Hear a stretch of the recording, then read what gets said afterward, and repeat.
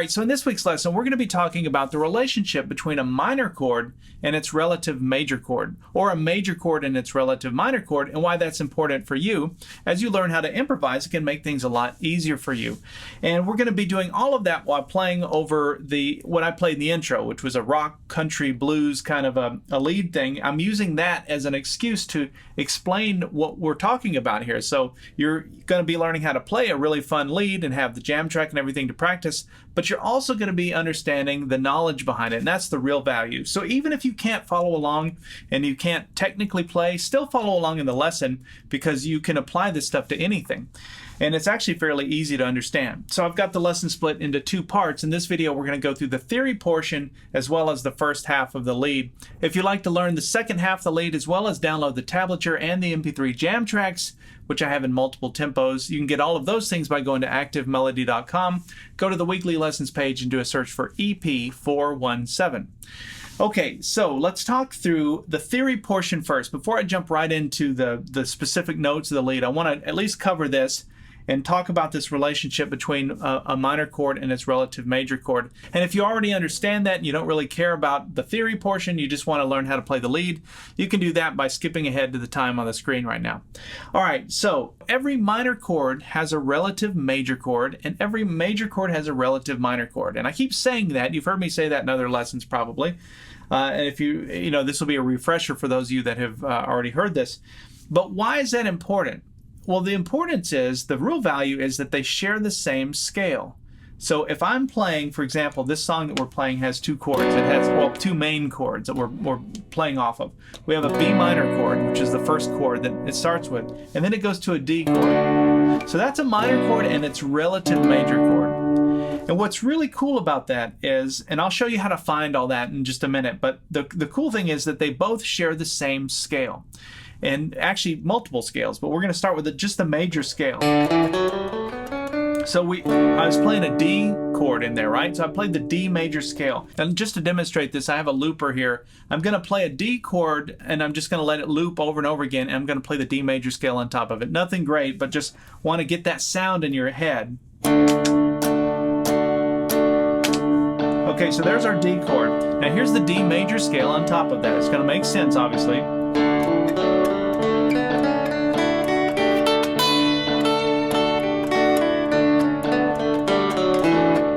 I can also play the D major pentatonic scale. It's the same notes. We're just going to take two out of that major scale. So it's,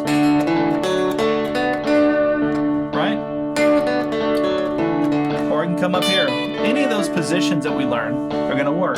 So that was a D major chord with a D major scale played on top of it. Obviously, those two are going to fit together nicely. Now watch this. This is the relationship that I'm talking about with this relative major minor thing. I'm going to take the same D major scale, but instead of playing the D chord underneath it, I'm going to play its relative minor chord underneath it, which is a B minor. So watch, you can hear the difference here. Watch this. So here's my loop, the B minor.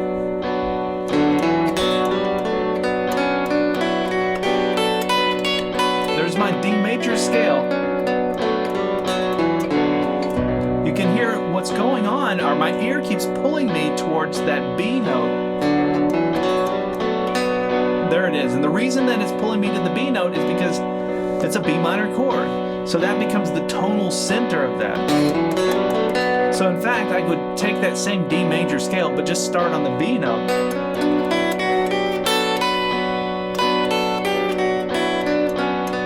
And what I've done there, in essence, even though I was playing those same notes that are in the D major scale, when I play them with a B minor underneath it, I'm actually playing a B minor scale. And the B minor is the sixth chord in the key of D. So you can think of that also in terms of that relationship. Whatever your 1 and your 6 chord is, that's the relationship. That's your major chord and your relative minor chord. For those of you that are into the number system. But that's a powerful relationship, because even though I was just demonstrating that with a major scale, it's also true with the pentatonic scales. So what that means is when I'm playing lead, I can just stay in the same area. So if there's a B minor chord, I can play the B minor pentatonic scale, but when it goes to the D, I can play those same notes. Now obviously, notice I landed on a different note. because that's what happens. Your ear will start to pull you, even though I've still got the same parameters, same scale. I might not land on the same notes. That's really the only difference. I might just highlight different notes in that scale. And I don't even want to call that out because you'll figure that out. I'm telling you, your ear will pull you to the notes that you need to go to. And it'll tell you when something just doesn't resolve correctly. All right, so let's break down this lead. So the first thing to point out is the chords we're going to be playing over.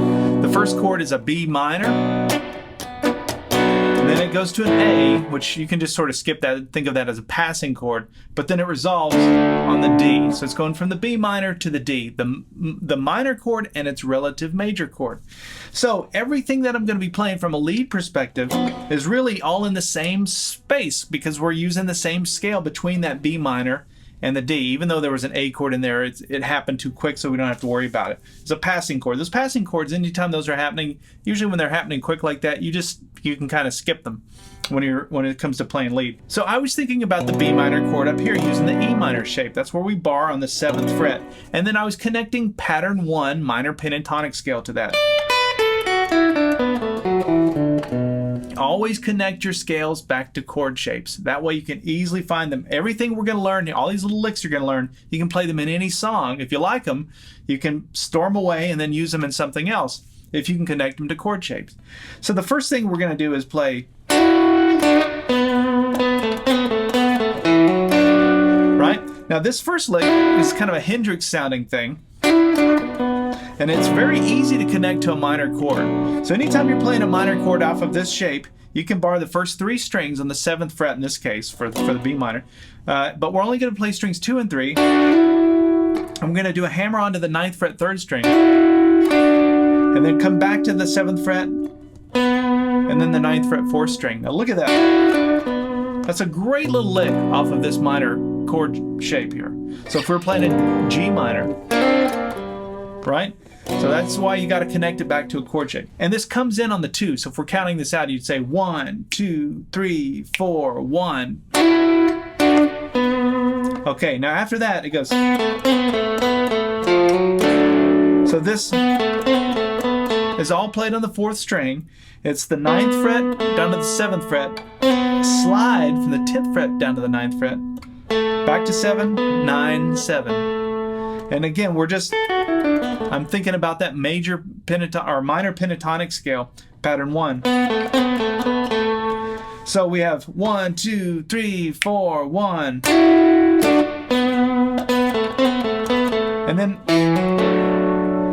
when the song goes to the D, I play this. Now let me show you what I'm playing, then I'll show you how to think about it. So I'm just doing a hammer on between the 7th fret and the 9th fret on the 5th string. And then I'm coming up here, and I'm actually barring when I do the 7th fret there. I'm coming up here to the 7th fret, strings 2, or actually strings 3 and 4.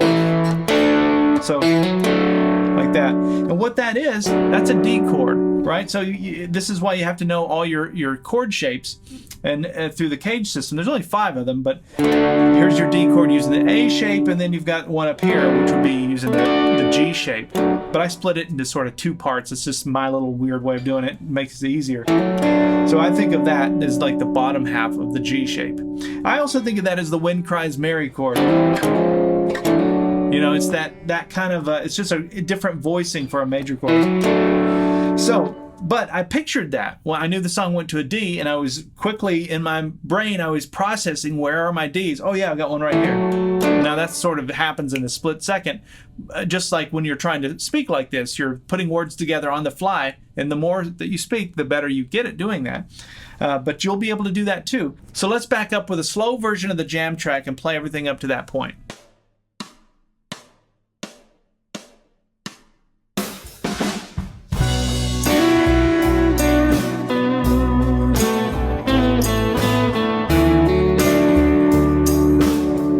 Okay, so after I played the D, I did a little embellishment off the D. Like that, little Keith Richards embellishment. I always say this because that's what I think of when I'm doing that. So I just played the triad there, strings 4, 3, and 2. That's your D chord, right? And it went, so that's 7th fret, strings 4, 3, and 2. And then there's the embellishment. Keep the bar there. My middle finger goes down the 8th fret, 2nd string, ring finger on the 9th fret, 4th string. And again, we're only playing strings 4, 3, and 2. So you can think of this as the 4 chord of whatever chord you're playing here. So if that's a 1, that's a 4, and they'll go up 2 frets, there's your 5. So there's a 1, 4, 5. If you want to think about working that into your playing. But those little embellishments like that off of a chord, when you're just kind of rocking on a chord for a while, I attribute that to Keith Richards. So then the song goes back to the B minor, and I just went and played a B minor right here. Look at that. It's just your B minor using the E minor shape, but I'm borrowing the first 3 strings on the 7th fret, and I've got my ring finger on the 9th fret 4th string. Just played the notes out of the chord. I think that's how I did it. And then I came up here and did... I love this lick. Let me show you how to play it first. So we're going to start on the 10th fret, strings 1 and 2. We're going to slide up to the 12th fret, and then back to the 10th fret. And then middle finger goes down on the 11th fret 3rd string. And then we're going to slide that down to the 9th fret, and then down to the 7th fret on the 3rd string. So all together. And then after you got that 7th fret 3rd string, you come down to the 9th fret 4th string, and then watch this. That's strings 4 and 3, sliding from the 7th fret to the 9th fret, and back to the 7th fret. So notice this sound is the same as this. They're just an octave apart. And all I was doing was thinking about minor pentatonic scale pattern 2. Right? So pattern 1 is here, that's where we started, and then you have pattern 2 right here, a little extension off that. And when you're looking at the notes of pattern 2, you've got string 1 and string 2 that are parallel to each other. So that makes sense why that would work. And the same down here. So that's how that lick works, and you can connect it all from pattern 2 down into pattern 1. And notice I was doing all of that over the D chord. So when I'm talking about pattern 2 and pattern 1, I'm talking about the major pentatonic scale for D. So this is where people get the most lost out of anything that I've found over the years. This is the most confusing point, but it's so simple if you can see it this way. This is the D major pentatonic scale pattern 1. See how it fits? This is also the minor pentatonic scale pattern 1 of its relative minor. So the B minor, you can hear how those same notes fit over that minor chord. So that's why I'm able to stay in this same spot for this entire solo, because really we're just pivoting between the minor chord and its relative major. All right, so then the song goes back to the B minor chord, and I came back up here into pattern 2 of the minor pentatonic scale and played. So that's how I started it. Middle finger on the 11th fret 3rd string, index finger on the 10th fret 2nd string. And you can see that's just pattern 2 of the B minor pentatonic scale. And then from here I went. So I came all the way up to the 15th fret 2nd string, back to the 10th fret, and then to the 12th fret. And that's all done on that 2nd string. Now this lick, where I'm jumping all the way up to that 15th fret, that's something I got from John Mayer. I'll go through little phases where I'll listen to stuff that he's doing. I really like his new song, Last Train Home. That's new as I'm creating this video. So if you're seeing this in the future, it's irrelevant. But it's a great song, and it's got a real 80s vibe. And he's doing some stuff kind of like that in that song. At least that's what it sort of made me think of as I came up with it. That would be, you could bend into that, but it just sounds different when you sort of slide into a note like that. So just remember, you don't always have to bend. You can slide into notes like that. You get a different kind of sound, more precise. All right, so after we slide into pattern 2, I trailed off with 10th fret 2nd string, 11th fret 3rd string there. That would be pattern 2, just the bottom part of pattern 2. And then I went, let's look at that. So we're going back up to that 15th fret, back down to the 10th fret on the 2nd string, and then 12th fret, And then we're going to do a quick slide, middle finger on the 11th fret, 3rd string, slide down to the 9th fret, and then down to the 7th fret on the 3rd string. So, and then 10th fret, 2nd string, and then we're going to repeat that and come back down into the 7th fret, down to the 5th fret. And this would be that pattern 1 box. So we went from pattern 3 to pattern 2, down to pattern 1. And so you can see it kind of makes sense when you think of it that way in terms of patterns. And since I don't have to worry about trying to play the chord changes or worry about what the chords are, I can just stay in the same area and play that, the pentatonics. All right, so let's back it up from the beginning and play everything up to that point. I'll play along with a slow version of the jam track so we can get caught up.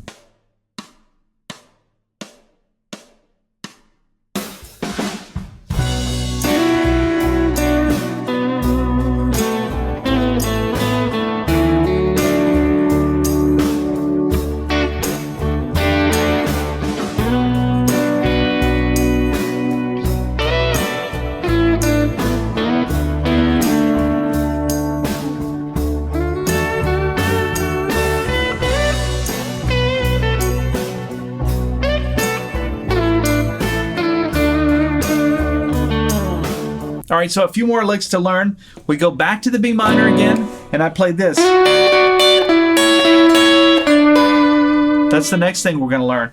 So what I'm playing here, these are harmonized sixths. They're 6 intervals apart. And I'm starting with my middle finger on the 11th fret, 3rd string. And then I've got my index finger on the 10th fret, 1st string. And I'm picking with my pick on the 3rd string, and I'm plucking with my ring finger on the 1st string. So it's a little bit of a hybrid pick. You could use your pick and flat pick those if you wanted, but I find it easier to hybrid pick that. And then we go into this shape, which is our minor shape. This is our major shape for playing a harmonized sixth, and this is our minor shape. And just kind of remember that. So we've got 9th fret, strings 3 and 1, and then we go down to the 7th fret, strings 3 and 1. So you have... I don't know where that came from. That sounds like another song, and I'm sure I ripped that off something, but I don't know what it is. It may be another John Mayer thing. I've kind of got that. I've been listening to that Last Train Home, like I said, and so maybe that's just on the brain. And then I went... Now this is very country, but it's just major pentatonic scale because the song is over the D chord. And major pentatonic scale pattern 1. So we're starting on the 2nd string, 8th or 10th fret, full bend, and then pinky goes down on the 10th fret, 1st string, and then release it. So it's a pedal steel lick. And then down to the 7th fret, 2nd string. And then there's a pre-bend release. So we're going to the 3rd string, but we're going to go ahead and pre-bend that 9th fret and release it, and then come down to the 7th fret. But all these notes are in that box 1 or pattern 1 of the major pentatonic scale, since we're playing D. So it's D major pentatonic scale, pattern 1. And then 9, 7 on the 4th string. And then watch that. Since I'm already in position, I can just go ahead and bar with my index finger there on the 7th fret and play strings 4, 3, and 2, which is our D chord. And then I think the way that I concluded that, I did the Keith Richards lick again. And that's just a little embellishment. Anytime I'm playing this major chord, this triad, I don't always do that, but often do. Whether I'm playing rhythm or lead, I can work it in either way.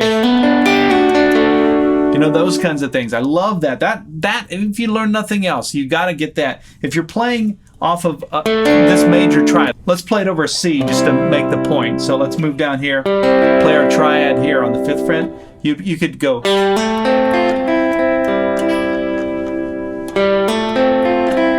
So you can hear that I'm really just playing 2 chords, but when I'm picking the notes out of the chords, it sounds more like an arpeggio or really part of a lead, single string lead thing.